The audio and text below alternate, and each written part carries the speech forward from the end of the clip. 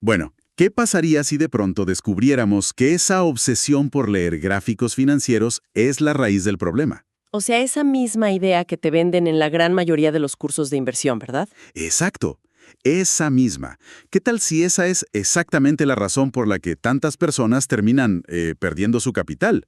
Hoy vamos a desmantelar esa ilusión del análisis técnico puramente predictivo. Es que es un tema fascinante. Y vamos a revelar por qué el verdadero campo de batalla, digamos, no está en las pantallas o en los indicadores de momento. Para nada. El verdadero campo de batalla está en la propia mente.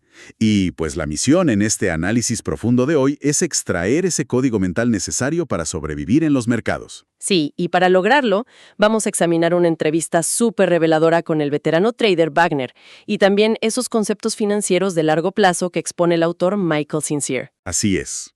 Porque el objetivo de esta inmersión es demostrar para quienes nos escuchan que el éxito no se trata de adivinar el futuro, sino de dominar la psicología, o sea, eliminar el peso emocional del dinero. Pues es un cambio de paradigma absoluto. Fíjate que la educación financiera tradicional tiene la pésima costumbre de empezar por el lugar equivocado. Totalmente. Te enseñan a buscar patrones de cabeza y hombros, cruces de medias móviles, niveles de Fibonacci. Construyen esta idea de que el mercado es un rompecabezas matemático. Claro, como si fuera un videojuego que si lo resuelves te premia con dinero. No. ¡Exacto! Pero los apuntes de Wagner destrozan esa noción por completo. Él argumenta que al mercado, francamente, no le importa en lo más mínimo el análisis de nadie. No tiene memoria. Cero memoria. No tiene sentimientos y es completamente indiferente a las expectativas individuales. Entender esto es el primer paso para dejar de intentar predecir y empezar a simplemente reaccionar. Bien, vamos a desempacar esto. Porque la regla principal de Wagner suena engañosamente simple, pero cambia toda la estructura mental de quien opera. Él dice una frase clave. Ajá. Opera lo que ves, no lo que piensas. Esa misma. Y cuando uno lo analiza bien, predecir el mercado basándose en lo que uno cree que va a pasar es una locura. Es como conducir un auto por una autopista a 120 kilómetros por hora, pero en lugar de mirar por el parabrisas, Vas mirando el teléfono, ¿cierto? sí, vas mirando el teléfono para revisar el pronóstico del clima de la próxima semana. Es un absurdo total que garantiza un accidente desastroso. Lo fascinante aquí es cómo ese simple cambio de enfoque elimina una cantidad masiva de carga cognitiva. Pensemos un poco en la mecánica psicológica que hay detrás de esto. A ver, explícanos eso. Cuando alguien declara, ya sea en su mente o en un foro de Internet, algo como «estoy segura de que esta acción va a rebotar mañana», acaba de crear una expectativa imaginaria. Y se aferra a eso. Exacto, y lo que es peor, acaba de atar su ego a ese resultado. Si el mercado hace lo contrario, el ego sufre un golpe directo. ¡Au! Sí duele. Y es en ese preciso momento de dolor psicológico cuando entran en escena los 4 jinetes del apocalipsis financiero que identifica Wagner. Que son el miedo, la avaricia, la esperanza y el arrepentimiento. Esos meros. Al cambiar la mentalidad a la pregunta de qué está imprimiendo la gráfica en este milisegundo, la expectativa desaparece. Se obliga a la mente a anclarse en la realidad tangible. Y hablemos de ese cuarto jinete que acabas de mencionar, el arrepentimiento. Porque es uno del que casi no se habla en los foros de finanzas, pero destruye cuentas enteras. ¡Uf! Sí, es letal. El arrepentimiento no es solo perder dinero. Wagner describe magistralmente cómo se manifiesta. Es esa sensación tóxica de vender una posición ganadora demasiado pronto. Ajá. Aseguras una pequeña ganancia y luego. Y luego tienes que sentarte a mirar cómo esa misma acción sube un 300% en las siguientes 2 semanas. Es horrible. Es que el arrepentimiento es corrosivo porque distorsiona la percepción del riesgo futuro. Quien sufre de arrepentimiento por haber salido temprano entra en un estado de frustración aguda. Claro. Su cerebro procesa ese dinero no ganado como una pérdida real, aunque su cuenta esté en verde. ¿Y sabes qué pasa después? Me lo imagino. Vuelven a entrar. Exactamente. Para aliviar esa disonancia cognitiva, la persona vuelve a comprar la misma acción, pero ahora en el pico más alto, impulsada por la rabia de haberse perdido la subida principal. ¡Wow! Es un intento desesperado de corregir el pasado en un entorno que solo existe en el presente. Lo cual nos lleva directamente a lo que Wagner cataloga como su mayor error recurrente, Es un concepto que parece sacado de una película de terror financiero, o sea, el trading de venganza. Ah, el famoso trading de venganza. Es ese impulso donde el mercado te saca por un stop loss y unas horas después vuelves a entrar en la misma posición totalmente convencido de que tú tenías la razón y el mercado simplemente se equivocó. Exactamente. Y hay un componente biológico detrás de esto que Wagner aprendió a identificar a través de sus registros. No ocurre a primera hora de la mañana. Ah, no. ¿Cuándo pasa entonces? Suele ocurrir en la tarde, cuando entra en juego la fatiga de decisión o lo que en psicología conductual se llama agotamiento del ego. Tiene sentido. A medida que tomamos decisiones durante el día, nuestra capacidad para autorregular los impulsos disminuye.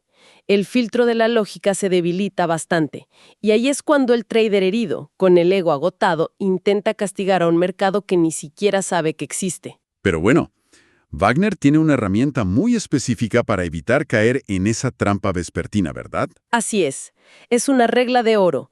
Antes de volver a entrar a una operación en la misma jornada, él se obliga a hacer una pausa y plantearse una pregunta hipotética.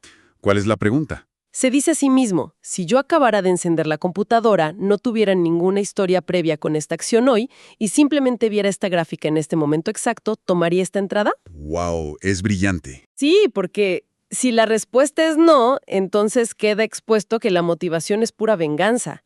Es un simple chequeo de realidad que separa el análisis del resentimiento. Y claro, para que ese chequeo funcione hay que documentar no solo los números, sino el estado mental de uno. Sinsher y Wagner coinciden en que llevar un simple registro de pérdidas y ganancias no sirve de mucho para mejorar. Para nada, cualquier software hace eso automáticamente. Exacto. Lo que hay que documentar es la narrativa interna. Registrar exactamente qué se estaba pensando en el momento del clic. Cuando uno revisa ese diario un fin de semana y lee con su propia letra algo como «entré de nuevo porque estaba furioso», el patrón de autosabotaje se vuelve innegable. Es hacer visible lo invisible. Esa es la única forma de neutralizar esas emociones. Y de todas ellas, hay una que me parece particularmente insidiosa, y es la esperanza. Oye, aquí tengo que hacer una pausa y cuestionar esto rotundamente porque me parece muy contraintuitivo. A ver, dime. Toda la vida, la cultura nos enseña que la esperanza es una virtud esencial. Nos dicen que la esperanza es lo último que se pierde, que hay que mantener la frente en alto frente a la adversidad. Sí, claro, en la vida diaria. Exacto. En el emprendimiento, en la salud, la esperanza es un motor de supervivencia. ¿Cómo es posible que, al cruzar la puerta de los mercados financieros, la esperanza se convierta de repente en una trampa mortal? Pues es una excelente observación. La diferencia radica en la capacidad de influencia que tenemos. En tu vida personal o en tu propio negocio, la esperanza te motiva a trabajar más horas, a mejorar un producto. ¿Tienes control? Tienes agencia, exacto. Pero a las acciones de una corporación multinacional no les importa lo que tú esperes. Es un entorno de variables infinitas donde uno no tiene ningún control sobre el resultado final. Entiendo. Basar una decisión financiera en la esperanza es abandonar la estrategia para depender de la fe ciega y el azar. La esperanza aparece cuando el precio cruza el stop loss y, en lugar de ejecutar la salida sistemática, la persona retiene la posición perdedora. Pensando que tal vez rebote mañana, ¿no? Sí, o diciendo seguramente el reporte de ganancias lo arregla. Y el problema fundamental es cómo muta esa esperanza con el paso de los días. Porque, seamos realistas, el mercado sigue bajando. Lo que originalmente iba a ser un pequeño rasguño calculado, ¿Una pérdida del 1%? exacto, un 1% de la cuenta, se convierte en un abismo del 15%. Y es ahí cuando la esperanza se pudre y se transforma en un miedo paralizante. Ese es el punto de quiebre psicológico definitivo. La persona queda congelada, incapaz de cerrar la posición tóxica por no querer materializar la pérdida. Y también se pierde en otras oportunidades. Totalmente. Queden incapaces de aprovechar nuevas configuraciones rentables en otros activos porque su capital, y más importante, su ancho de banda mental, están secuestrados. La esperanza inicial pavimentó el camino hacia la parálisis total. Es una espiral destructiva fascinante, de verdad. Y si el miedo y la esperanza dominan un extremo del espectro, la avaricia domina el otro. Uf, la avaricia. Los textos de Sincere describen la avaricia presentándose como el clásico FOMO, ese miedo a quedarse afuera. Es la capitulación emocional de ver un activo subir implacablemente durante meses. Dudar al principio, Y finalmente, Cuando el dolor de quedarse fuera es insoportable, compras en la cima histórica. sí, compras en la cima. Y encima de eso, le agregas apalancamiento excesivo a la posición. Es una receta para el desastre. Y fíjate, estadísticamente, la entrada del inversor minorista impulsada por el FOMO es precisamente el indicador de liquidez que los inversores institucionales utilizan para comenzar a descargar sus propias posiciones. ¡Qué locura! Lo cual nos lleva al ecosistema real del mercado. Los inversores minoristas, cegados por la avaricia o el miedo, actúan de manera predecible. Y en los mercados financieros, la previsibilidad es sinónimo de vulnerabilidad. Sabes, me encanta la analogía que surge de esto. Es como observar a los depredadores en la sabana africana. Las grandes instituciones, los fondos de cobertura de alta frecuencia, son los leones. Me gusta esa imagen. Ellos no corren a ciegas por la llanura buscando presas, ¿verdad? Simplemente van al bebedero donde saben que todos se van a reunir a tomar agua. En el trading, esos bebederos son los números redondos y los niveles de soporte más obvios. Esto plantea una pregunta importante. O sea, ¿cómo funciona exactamente esa cacería a nivel mecánico? No es magia, es estructura de mercado pura. Son datos. Sí, las instituciones tienen acceso a datos de profundidad de mercado o libros de órdenes complejos. Ellos no están adivinando dónde están los stop loss de los minoristas. Los pueden ver. Sus algoritmos detectan literalmente las enormes concentraciones de liquidez, descansando exactamente debajo de números redondos, digamos en $90 cerrados, o justo un centavo debajo de la media móvil de 200 días. Qué injusto suena eso. Lo que hacen es inyectar órdenes masivas de venta a corto plazo para empujar el precio deliberadamente hacia abajo, cruzar ese umbral de $90 y activar todas esas paradas automáticas. Y cuando se activan esos miles de stop loss al mismo tiempo, los minoristas se ven obligados a vender a precio de mercado. Es un baño de sangre algorítmico. Exacto. Toda esa avalancha de ventas forzadas le proporciona a la institución la liquidez exacta que necesitaba para comprar una posición enorme a precios de descuento. Sin deslizar el mercado en su contra. Así es. Una vez que absorben esas acciones baratas, retiran la presión de venta y el precio rebota agresivamente hacia arriba, dejando al minorista fuera de la operación. Y mirando cómo el activo hace exactamente lo que él predijo inicialmente. Es brillante y aterrador al mismo tiempo. Pero, menos mal, Wagner no se queda solo en el diagnóstico, nos da el antídoto. ¿Y cuál es la defensa? La defensa contra esta manipulación se llama espacio de maniobra. Si tu análisis técnico te dice que el soporte obvio está en $198, poner tu stop loss exactamente ahí es facilitarle el trabajo al algoritmo depredador. Tienes que añadir un cojín. Exacto. Mover ese límite un 0.5% más abajo, o en mercados con mayor volatilidad, un 1% entero. Básicamente es no acampar al borde del bebedero. Y la segunda parte de esa táctica es la disposición absoluta a volver a entrar. Esto marca la diferencia monumental entre la estrategia institucional y el trading de venganza del que hablamos antes. Claro, el profesional no se enoja. Un profesional sabe que las instituciones intentarán sacudir el árbol para ver quién cae.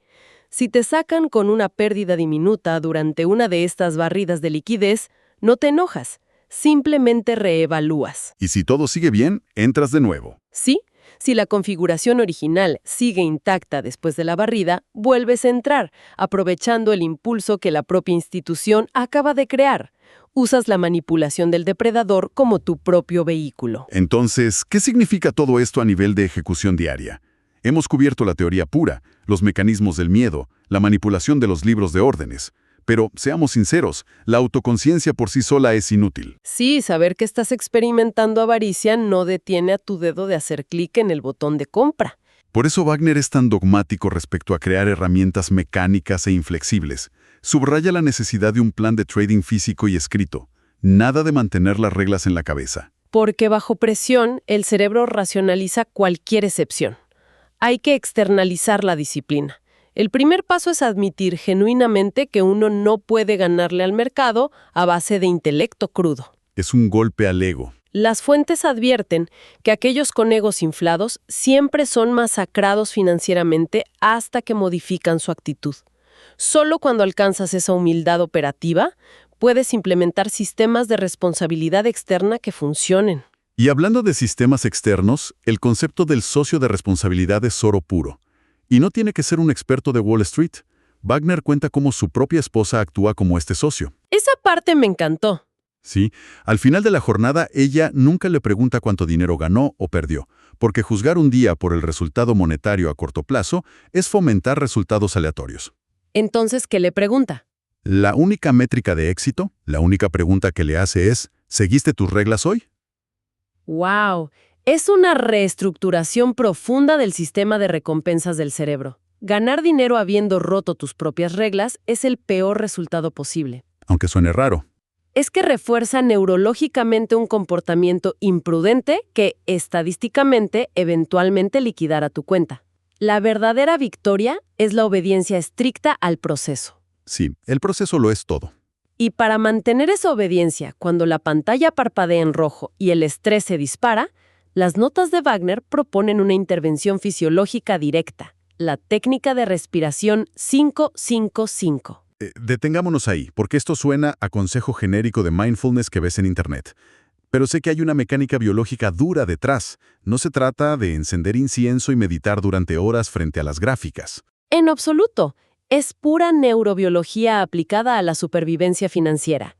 Cuando una operación va en tu contra rápidamente, tu amígdala, la parte primitiva del cerebro, detecta una amenaza a tu supervivencia y secuestra el control. Entras en modo pánico. Dispara la respuesta de lucha o huida, inundando tu cuerpo de cortisol y restringiendo el flujo de oxígeno a la corteza prefrontal. Que es la zona responsable del pensamiento lógico y la toma de decisiones racionales, ¿verdad? Exacto. Estás literalmente incapacitado para seguir tu plan de trading en ese momento. La técnica 5-5-5, que es tomar 5 respiraciones profundas 5 veces, sosteniendo el aire 5 segundos cada vez. Estimula mecánicamente el nervio vago. Es como inyectar un freno químico directo al sistema nervioso. Esa es la descripción perfecta. El nervio vago envía una señal de seguridad al cerebro, reduce la frecuencia cardíaca, detiene la producción de cortisol y devuelve el flujo sanguíneo a la corteza prefrontal. Recuperas el control en segundos. En un minuto pasas de ser un animal en pánico a un operador racional capaz de ejecutar un stop loss sin dudar. Ahora, voy a ser de abogado del diablo por un segundo. Wagner sugiere que si la respiración no basta y sigues perdiendo el control, debes reducir el tamaño de tu posición drásticamente. Digamos, pasar de operar con $10,000 a $100. Ajá. ¿Y cuál es el problema? Mi objeción es esta. Si reduzco mi posición a $100, siento que estoy perdiendo mi tiempo frente a la pantalla. Las ganancias que saque de ahí no van a pagar ni la factura de la electricidad. ¿Cómo justifico tratar esto como un negocio serio si opero con cambio de bolsillo? Es una buena pregunta, pero es porque estás confundiendo el retorno financiero con el retorno de inversión psicológica. A ver, explícame eso. El objetivo de bajar la posición a $100 durante unas 20 operaciones no es generar ingresos, es rehabilitar tu disciplina. Al hacer que el dinero sea irrelevante, eliminas el estrés financiero de la ecuación. Ya no te sudan las manos. Exacto, ya no sientes dolor por perder $1 ni euforia por ganar 2. Lo único que queda es la mecánica cruda de tu estrategia. Es como un atleta profesional volviendo a practicar los fundamentos básicos después de una lesión. Tiene mucho sentido visto así. Wagner menciona el caso documentado de un trader de futuros que estuvo 7 años estancado, ganando y perdiendo lo mismo. Al reducir su tamaño, enfocarse 0% en el dinero y 100% en ejecutar su sistema sin emociones, logró escalar su cuenta un 400% cuando volvió a subir el capital. El proceso importa más que el tamaño inicial, definitivamente. Y bueno, aquí es donde se pone realmente interesante porque toda esta charla ha sido sobre el control micro. Sí, el día a día. Hablamos de dominar la amígdala minuto a minuto, de evitar el trading de venganza por las tardes. Pero la gran pregunta es, ¿cómo se conecta esta disciplina de hierro en el corto plazo con la verdadera creación de riqueza a largo plazo? Ahí es donde las enseñanzas de Michael Sinclair entran en juego de manera espectacular. Sí, para recordarnos que dominar lo micro es lo que te da la paciencia para dominar lo macro. Introduce la fuerza más poderosa del universo financiero, que el mismo Einstein llamó la octava maravilla del mundo. El interés compuesto. Exactamente, el interés compuesto. Si conectamos esto con el panorama general, El interés compuesto es la recompensa final por haber dominado todas las emociones destructivas que mencionamos. El trading te enseña la disciplina, ¿no? Claro. Bueno, el interés compuesto utiliza esa disciplina multiplicada por el tiempo. Y Sincero ofrece un ejemplo matemático que es brutal. Una demostración irrefutable del costo de la inacción. Los números de Sincero no perdonan a nadie. Visualicemos a una persona que logra controlar sus impulsos y comienza a invertir $500 al mes desde los 25 años, asumiendo un rendimiento histórico conservador del 8% anual. Un escenario muy realista. ¿Sí? Al cumplir 65 años, sin hacer nada extraordinario, tendrá aproximadamente 1.7 millones de dólares. Nada mal. Ahora tomemos a otra persona que ahorra los mismos 500 mensuales, asume el mismo 8%, pero decide que tiene tiempo y espera hasta los 35 años para empezar. A los 65, terminará con alrededor de $745,000. Es un déficit escalofriante. Retrasar la decisión una sola década cuesta casi $1 millón en riqueza final. $1 millón es una locura. Y la lección más profunda que extrae Sincero de esta matemática es que esa diferencia no es una multa por no saber leer gráficas institucionales. No es un castigo por elegir las empresas equivocadas o no entender de algoritmos de liquidez. ¿Entonces qué es? Es única y exclusivamente el impuesto al tiempo perdido. Y el tiempo, a diferencia del capital, no se puede recuperar inyectando más dinero más adelante en la cuenta. La curva de capitalización exponencial ya se ha roto. Es el costo real de procrastinar y, bueno, para proteger este crecimiento a largo plazo, Sincero detalla herramientas específicas, destacando el escudo fiscal de cuentas como la Roth IRA en Estados Unidos. Herramientas vitales. Donde aportas dinero que ya pagó impuestos hoy, lo dejas crecer durante 40 años y al jubilarte, el gobierno no puede tocar un solo centavo de esas ganancias millonarias. Obviamente, para quienes nos escuchan en distintos países de América Latina, el nombre de la cuenta cambia, pero el concepto es universal. Absolutamente universal. Ya sea que hablemos de Afores en México, APBs en Chile o planes voluntarios de pensiones en Colombia, la estrategia subyacente es idéntica. Proteger el dinero. Sí, buscar agresivamente los instrumentos que ofrezcan ventajas y escudos fiscales en tu jurisdicción. El interés compuesto es potente por sí solo, pero cuando eliminas la fricción de los impuestos sobre las ganancias de capital a lo largo de décadas, el efecto bola de nieve se vuelve imparable.